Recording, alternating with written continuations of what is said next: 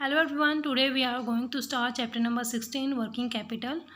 Let's start the chapter, and who have not subscribed the channel, please go and subscribe and press the bell icon for the further videos. Let's start the video. Working capital. Working capital refers to the funds required by a business to finance its daily operation.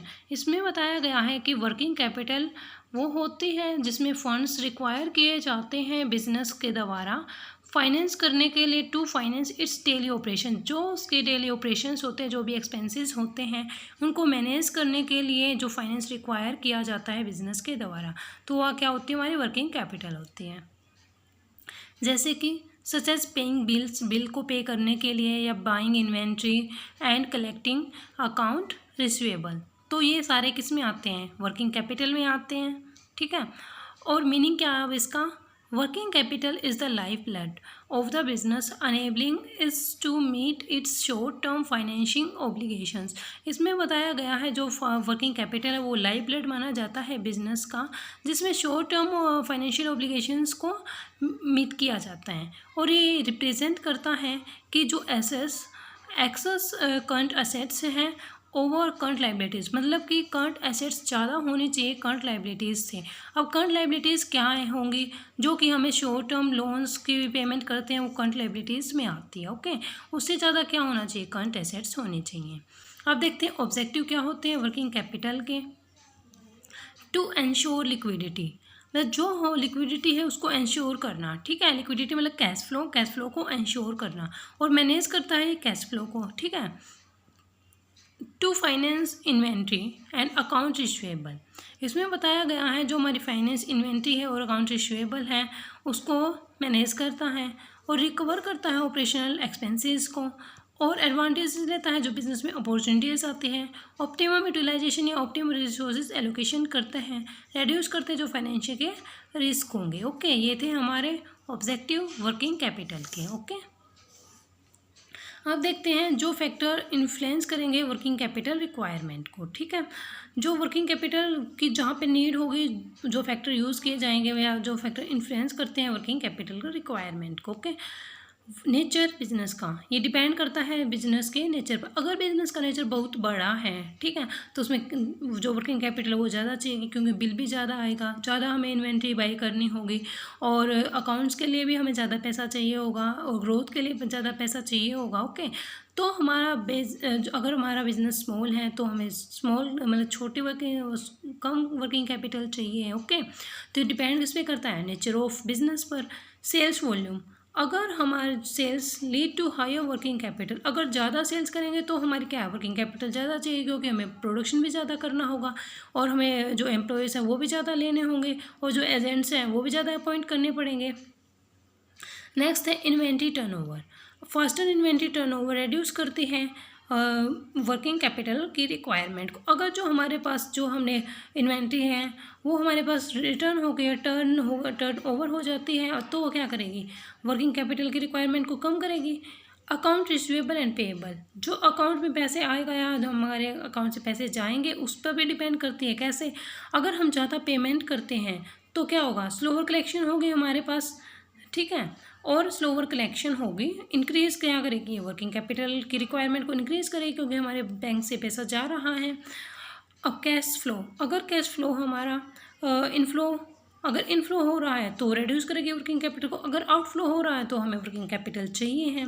Business cycle में क्या आता है, boom, recession, depression and दोबारा से growth. ठीक है, तो ये आते हैं, और सीजनल फ्लक्चुएशंस भी होते हैं बिजनेस साइकिल में। ठीक है, तो फिर इसमें क्या होगा, अगर हमारे पास बूम की स्टेज है तो हमें वर्किंग कैपिटल की कम नीड है, अगर मतलब वो डिप्रेशन में जा रही है तो ज़्यादा वर्किंग कैपिटल की नीड होती है। इंडस्ट्री नॉर्म्स, डिफरेंट कंपनीज़ के अलग अलग रूल्स एंड रेगुलेशंस होते हैं, तो फिर उसके हिसाब से हमारी वर्किंग कैपिटल की रिक्वायरमेंट होती है।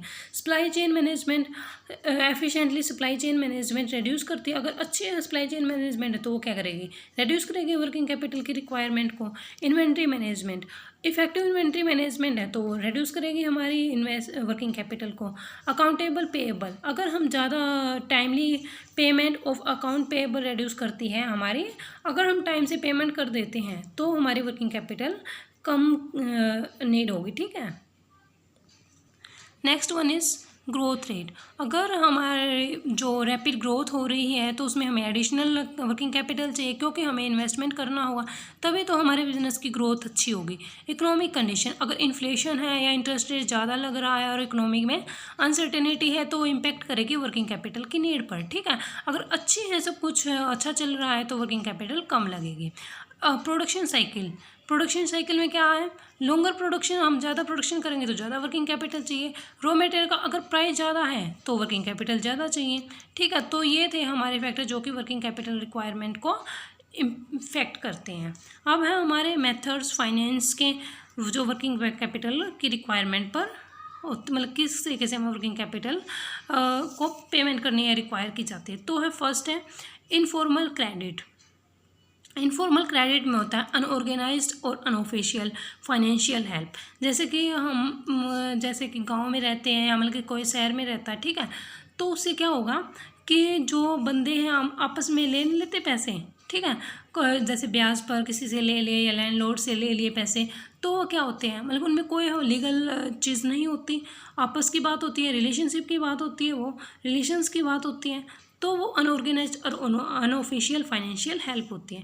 कोई फॉर्मल कॉन्टैक्ट नहीं होता हमारे बीच में। ऑफन फ्रॉम पर्सनल रिलेशनशिप, ये कहाँ से आते हैं, पर्सनल रिलेशनशिप से आते हैं या नेटवर्क से आते हैं।